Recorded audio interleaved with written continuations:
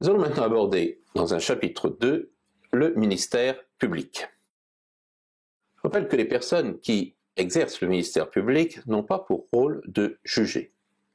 Leur rôle, c'est de défendre les intérêts de la société devant les juridictions et plus particulièrement de veiller à la bonne application de la loi et au respect de l'ordre public.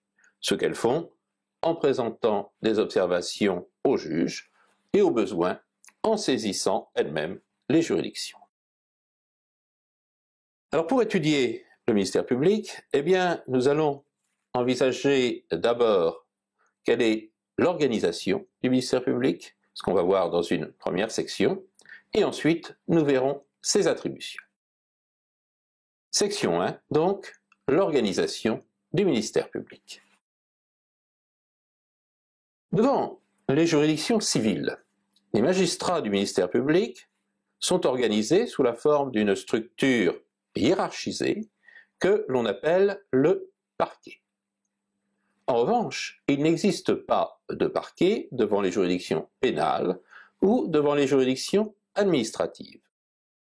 Ça ne veut pas dire pour autant que le ministère public ne soit pas exercé devant ces juridictions. Il y est seulement organisé d'une manière différente.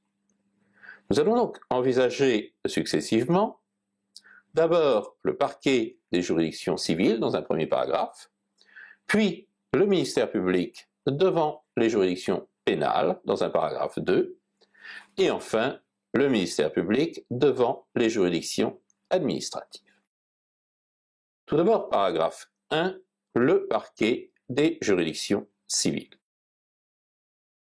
Au sein des juridictions civiles, seules les juridictions de droit commun sont pourvues d'un parquet. Il existe ainsi un parquet devant chaque tribunal de grande instance, devant chaque cour d'appel et devant la Cour de cassation. Tous ces parquets forment une structure hiérarchisée au sein de laquelle celui qui occupe un rang supérieur peut donc donner des instructions à celui qui occupe un rang inférieur. À la base de la hiérarchie se trouve le parquet du tribunal de grande instance, parquet du TGI qui comprend un procureur de la République assisté de substituts. Le procureur de la République ou ses substituts exerce le ministère public non seulement devant le tribunal de grande instance, mais aussi, au besoin, devant toutes les juridictions civiles d'exception situées dans le ressort du TGI. Ensuite, à un rang supérieur de la hiérarchie, se trouve le parquet de la Cour d'appel. Le parquet de la Cour d'appel qui est dirigé par un procureur général, assisté par deux catégories de magistrats. D'une part, des avocats généraux qui prennent la parole à l'audience au nom du procureur général, et d'autre part des substituts généraux qui peuvent aussi prendre la parole à l'audience au nom du procureur général, mais dont le rôle en pratique va être surtout d'effectuer, disons, les tâches administratives du parquet. Alors de la même manière que le premier président de cour d'appel est chef de cour, le procureur général est lui chef du parquet. Ce qui signifie que non seulement il dirige les membres du parquet de la cour d'appel, mais en outre, il peut aussi donner des instructions aux différents parquets de TGI qui sont dans le ressort de la cour d'appel. Ensuite, on pourrait croire qu'au-dessus des parquets de cour d'appel, on trouverait le parquet de la Cour de cassation. Cela n'est pas exact. Hiérarchiquement, le parquet de la Cour de cassation n'est pas à un rang supérieur à celui des parquets de cour d'appel. En quelque sorte, on pourrait dire qu'il occupe un peu un rang égal. Et les parquets de cour d'appel ne sont pas subordonnés au parquet de la Cour de cassation. Ce parquet de la Cour de cassation, il est dirigé par le procureur général près la Cour de cassation, qui est assisté d'au moins un premier avocat général et de plusieurs avocats généraux. Enfin, au sommet de cette pyramide hiérarchisée que forme ainsi le parquet, se trouve le garde des Sceaux, le ministre de la Justice. Le garde des Sceaux qui peut donc donner des instructions à tous les membres du parquet et, par exemple, leur donner des instructions relatives à la politique générale à propos de tel ou tel type d'affaires. Ce caractère hiérarchisé du parquet connaît cependant trois limites qui viennent le tempérer. La première limite, c'est ce qu'on appelle le pouvoir propre des procureurs généraux. Ce qui signifie que s'ils prennent une décision contraire aux instructions du garde des Sceaux, cette décision produira quand même tous ses effets juridiques. Bien sûr, on peut dire que en ne respectant pas les instructions du garde des Sceaux, le procureur général commet une faute disciplinaire, mais ça n'empêche que sa décision demeure néanmoins parfaitement valable.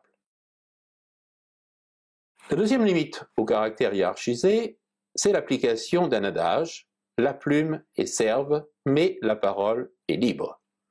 Ce qui signifie que si un magistrat du parquet est tenu de respecter dans ses écrits les instructions qui lui ont été données par sa hiérarchie, eh bien, il reste cependant libre d'exprimer sa propre opinion à l'oral lors de l'audience. La troisième limite résulte enfin de l'alignement partiel mais progressif du régime disciplinaire des magistrats du parquet sur le régime disciplinaire applicable aux magistrats du siège. En effet, depuis la réforme constitutionnelle du 19 juillet 1993, la discipline des magistrats du parquet relève, comme celle des magistrats du siège, de la compétence du Conseil supérieur de la magistrature, au sein duquel il a donc été créé une formation compétente pour les magistrats du parquet. Et depuis l'entrée en vigueur de la réforme de l'article 65 de la Constitution par la loi du 23 juillet 2008, loi dont les modalités d'application étaient déterminées par une loi organique du 22 juillet 2010, cette formation compétente à l'égard des magistrats du parquet comprend 15 membres. 8 d'entre eux sont communs à la formation compétente à l'égard des magistrats du siège et à la formation compétente à l'égard des magistrats du parquet. Et il s'agit du conseiller d'État, de l'avocat et des 6 personnalités nommées respectivement par le président de la République, par le président de l'Assemblée nationale et par le président du Sénat. Les 7 autres membres sont eux spécifiques à la formation compétente à l'égard des magistrats du parquet. Il s'agit ici du procureur général près la Cour de cassation, lequel préside cette formation compétente à l'égard des magistrats du parquet. Il s'agit également de 5 magistrats du parquet qui sont élus par leurs pairs, et enfin d'un magistrat du siège élu par ses pairs également.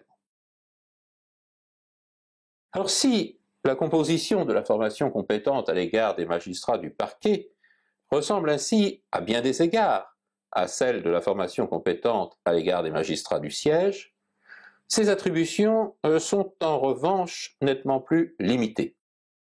Et cela précisément en raison de la spécificité du parquet et de son caractère hiérarchisé.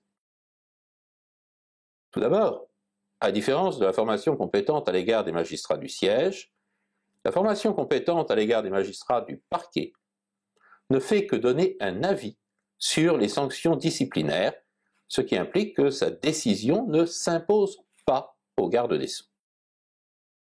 On remarquera au passage que, quand elle statue en matière disciplinaire, la formation compétente à l'égard des magistrats du parquet comprend en plus le magistrat du parquet qui appartient normalement à la formation compétente à l'égard des magistrats du siège, et cela toujours pour permettre aux magistrats de ne pas être en minorité lorsque le Conseil supérieur de la magistrature statue en matière disciplinaire.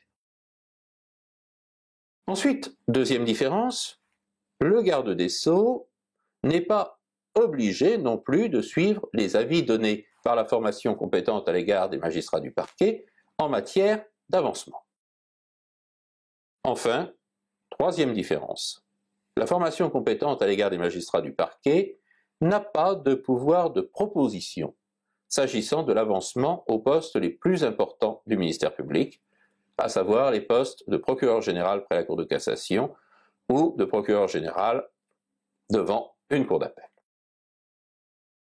En ce qui les concerne, la formation compétente à l'égard des magistrats du parquet ne va pouvoir que donner un simple avis, comme pour les autres magistrats du parquet. Mais ceci constitue néanmoins une amélioration par rapport à la situation antérieure à l'entrée en vigueur de la réforme du 23 juillet 2008. En effet, avant cette réforme, aucun avis n'était requis pour les postes les plus importants et la décision de nomination appartenait alors totalement au Conseil des ministres. Voyons maintenant, dans un paragraphe 2, le ministère public devant les juridictions pénales. Les juridictions pénales n'ont pas un ministère public qui leur soit spécifique. Ici, le ministère public est en quelque sorte emprunté au parquet des juridictions civiles. Et c'est là, bien sûr, un aspect supplémentaire de l'unité des juridictions civiles et pénales que nous avons précédemment envisagée. Le ministère public devant le tribunal correctionnel et auprès des juges d'instruction est exercé par les magistrats du parquet du tribunal de grande instance correspondant. On se souvient en effet que le tribunal correctionnel n'est rien d'autre que la forme répressive du tribunal de grande instance, et que les juges d'instruction sont des juges du tribunal de grande instance qui ont été nommés par décret à cette fonction particulière. Ces magistrats du parquet du tribunal de grande instance, ils vont également exercer le ministère public devant les tribunaux de police, dont le siège se trouve dans le ressort du TGI. Toutefois, s'agissant des tribunaux de police, le ministère public peut aussi être exercé par un commissaire de police, notamment dans le cas des contraventions de première à quatrième classe. Devant maintenant la chambre de l'instruction et la chambre des appels correctionnels, le ministère public est exercé par les magistrats du parquet de la cour d'appel à laquelle ces chambres appartiennent. Et c'est aussi ce parquet de la cour d'appel qui exerce le ministère public devant les cours d'assises qui sont dans le ressort de la cour d'appel. Les magistrats qui exercent le ministère public auprès des juridictions pénales sont donc les magistrats du parquet des juridictions civiles. Et de ce fait, comme le parquet des juridictions civiles est hiérarchisé, de ce fait, ils sont soumis à l'autorité du garde des Sceaux, lequel peut donc donner aux magistrats du parquet des instructions générales relatives à la poursuite des infractions. Ici, on peut noter que, avant l'entrée en vigueur d'une loi du 25 juillet 2013, le garde des Sceaux pouvait ordonner aux magistrats du parquet de poursuivre telle ou telle infraction ou de prendre des réquisitions dans tel ou tel sens. La seule chose qui lui était interdite à l'époque, c'était d'ordonner de ne pas poursuivre dans une affaire. Il pouvait très bien ordonner des poursuites dans une affaire déterminée. Alors ceci a changé avec la loi du 25 juillet 2013. Désormais, l'article 30 alinéa 3 du Code de procédure pénale prévoit que le ministre de la Justice ne peut adresser aucune instruction aux magistrats du ministère public dans des affaires individuelles. Alors nous venons de voir ici que le ministère public, devant les juridictions pénales, il est emprunté aux juridictions civiles. Dans le cas des juridictions administratives, là, la situation est totalement différente. Il n'est plus question ici d'emprunter aux juridictions civiles leur ministère public. Paragraphe 3. Le ministère public devant les juridictions administratives. Devant les juridictions administratives, le ministère public est exercé par une personne que l'on appelait autrefois un commissaire du gouvernement. Commissaire du gouvernement qui a changé de nom à la suite d'un décret du 7 janvier 2009 pour être désormais appelé rapporteur public. Alors pourquoi ce changement d'appellation? Eh bien parce que l'appellation antérieure de commissaire du gouvernement était extrêmement trompeuse. En effet, contrairement à ce que cette appellation pouvait faire croire, les commissaires du gouvernement devant les juridictions administratives ne représentaient absolument pas le gouvernement. Si le gouvernement, ou si une collectivité locale, ou si n'importe quelle administration veut se faire représenter devant une juridiction administrative, il ou elle doit recourir au service d'un avocat comme n'importe quel justiciable. Les commissaires du gouvernement exerçaient ici le ministère public, c'est-à-dire qu'ils ne défendaient pas le gouvernement, ils défendaient les intérêts généraux de la société et la bonne application de la loi. Il est donc beaucoup plus exact de les appeler rapporteurs publics, comme le fait désormais le Code de justice administrative depuis le décret du 7 janvier 2009. À la différence des magistrats du parquet, les commissaires du gouvernement, devenus aujourd'hui rapporteurs publics, sont totalement indépendants du gouvernement. Ils ne forment pas entre eux un corps hiérarchisé. Et il n'y a absolument pas de structure similaire à celle du parquet au sein des juridictions administratives. Pour exprimer cela, on dit souvent que ces commissaires du gouvernement, ces rapporteurs publics, n'ont qu'une existence individuelle. Alors il faut simplement savoir ici qu'il y a au moins un rapporteur public devant chaque juridiction administrative et que les rapporteurs publics sont désignés par décret parmi les membres de la juridiction devant laquelle ils vont exercer le ministère public. Voilà comment le ministère public est organisé devant les différentes sortes de juridictions.